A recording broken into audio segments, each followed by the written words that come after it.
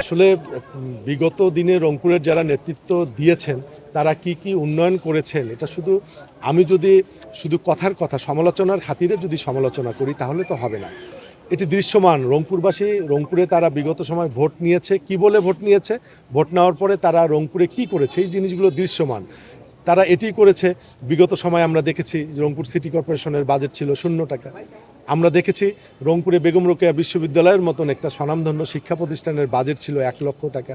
আমরা দেখেছি রংপুরের যেটাকে আমরা হৃৎপিণ্ড বলি শ্যামাসুন্দরী খাল, সেই শ্যামাসুন্দরী খাল আজকে জঙ্গলে ভর্তি হয়ে সেই রংপুরের ফুসফুসটি বন্ধ হয়ে গেছে।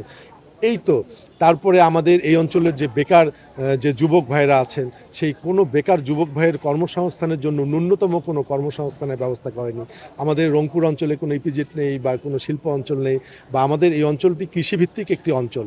কৃষি বেস যে ইন্ডাস্ট্রিগুলো আছে বা অ্যাগ্রো বেস যে ইন্ডাস্ট্রিগুলো আছে এগুলোও তো করা যেতে পারতো, কিন্তু এই জিনিসগুলো এইদিকে তো দৃশ্যমানভাবে কেউ কখনো করতে পারেনি। তো সেই দিক থেকে আপনারা সকলে জানেন যে একমাত্র স্মার্ট সিটি বসুন্ধরা, আধুনিকতায় এক ধাপ এগিয়ে।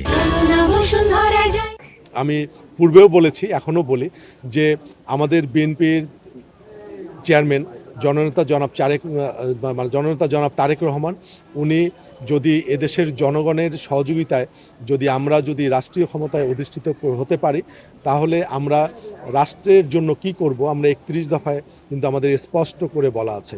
এর পাশাপাশি আঞ্চলিক উন্নয়নের জন্য কিছু সমস্যাকেও আমরা প্রাধান্য দিয়েছি। যেমন আমাদের এই অঞ্চলে তিস্তা মহাপরিকল্পনার একটা চিন্তাভাবনা আছে। তারপরে আমাদের এই অঞ্চলটি যেহেতু আপনার কৃষি প্রধান একটি অঞ্চল, তো এই কৃষি বেস কিছু অ্যাগ্রো ইন্ডাস্ট্রি বা কৃষি বেস কিছু প্রতিষ্ঠান এখানে ডেভেলপ করা যায় কিনা সেই চিন্তাগুলো আমাদের মাথায় আছে। তারপরে আমাদের এই যুবক সমাজদের মধ্যে কীভাবে কর্মসংস্থান সৃষ্টি করা যায়, পর্যাপ্ত অনলাইন বা কারিগরি এই দক্ষতাগুলো বৃদ্ধি করে আমরা আমাদের তরুণ প্রজন্মকে কীভাবে কর্মের সাথে সম্পৃক্ত করি, এরকম নানাবিধ পরিকল্পনা আমাদের মধ্যে আছে। এবং আমরা এটাও দ্ব্যর্থহীনভাবে বলতে চাই যে আমরা নির্বাচনী যে প্রচারণা চলাকালীন অবস্থায় আমরা যে প্রতিশ্রুতিগুলো দিচ্ছি, আমরা প্রত্যেকটি প্রতিশ্রুতি আমরা যদি এদেশের রাষ্ট্রীয় ক্ষমতায় অধিষ্ঠিত হতে পারি বা বাংলাদেশ জাতীয়তাবাদী দলের ধানের শীষ যদি এদেশের রাষ্ট্রীয় ক্ষমতায় অধিষ্ঠিত হতে পারে, আমরা প্রত্যেকটি প্রতিশ্রুতি বাস্তবায়ন করব।